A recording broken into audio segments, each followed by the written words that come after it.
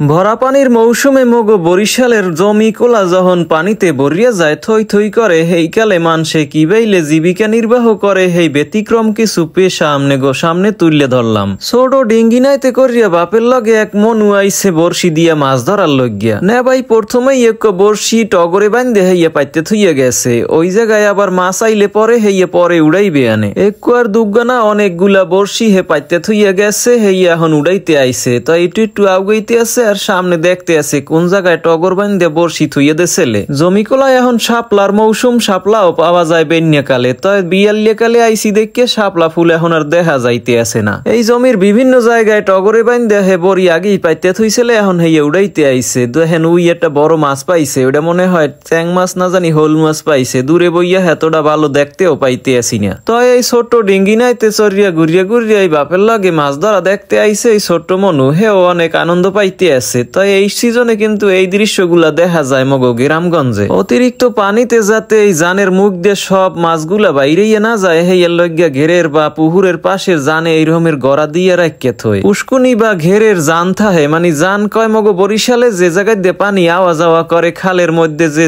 Join থায় সেই জায়গাটারে। নদীতে ভাসমান কিছু পরিবার দেখতে আসছেন, হেরা নায়েতেই সবকিছু করে, সবকিছুই হাগো এই নায়ের মধ্যে, হাগো ঘর বাড়ি সব এই নায়েতে দেখতে আসেন। হেরা এখন বেন্যড়ার কালে ঘুমাইতে আছে, হ্যাগো হয়তো মগো এই টলারের শব্দে দৃষ্টিআপ হইতে পারে। আপনারা অনেকেই হ্যাগো বেদে সম্প্রদায় বললে ভাবতে পারেন, তো হ্যাগো আসলে সম্প্রদায়টার নাম হইছে যাইয়া মান্তা সম্প্রদায়। হেরা মাছ ধরিয়া বেড়ায়, এই নদী খালে ঘুরিয়া বেড়ায়, এই নাইতে করিয়াই হেরা এই জায়গায় ঘুমায়, খায়, সবকিছুই করে। মগো বরিশাল অঞ্চলে হেতটাও বেশি পানি হয় নাই যে সবকিছু ডুবি গেছে, হেরোমেন না, মোটামুটি একটা পানি হইছে, সেটা স্বাভাবিকের মধ্যেই আছে কইতে গেলে। আপনারা জানেন বাংলাদেশের 11টা জেলার মানুষ এখন বন্যা কবলিত অঞ্চলে আছে, হ্যাগো অনেক ক্ষয়ক্ষতি হইয়া গেছে। আপনারা হগলডি হ্যাগো লইগে দোয়া করবেন আর সাহায্য সহযোগিতা করবেন। বন্যার্তদের সাহায্যের জন্য বিভিন্ন অঞ্চলে বিভিন্ন মানুষ, বিভিন্ন দাতব্য সংস্থা এরা কাজ করতে আছে। তাই আপনার বাড়ির আশেপাশে খোঁজ লইলে পাইবেন যারা বন্যার্তদের সাহায্য করার জন্য যাইতে আছে। করে আপনারা পুরান জামা কাপড় দিয়ে পারেন বা 5টা 10টা যে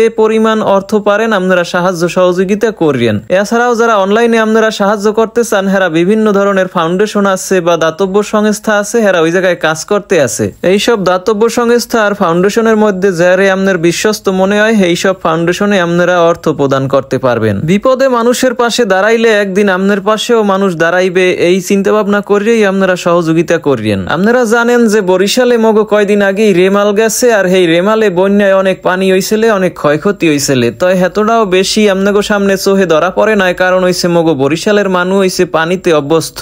বরিশালের মানুষের প্রায় ঘরে ঘরেই নৌকা বা ট্রলার আছে, যার কারণে হেরা পানির উপর দিয়ে এই নৌকা বা ট্রলারের মাধ্যমে চলাফেরা করতে পারে। বর্তমানে যে বন্যা হইতে আছে ফেনী, কুমিল্লা বা ওই অঞ্চলের মানুষের এই সুযোগ সুবিধা না থাকায় হেরা কিন্তু বিপদের মধ্যে আছে।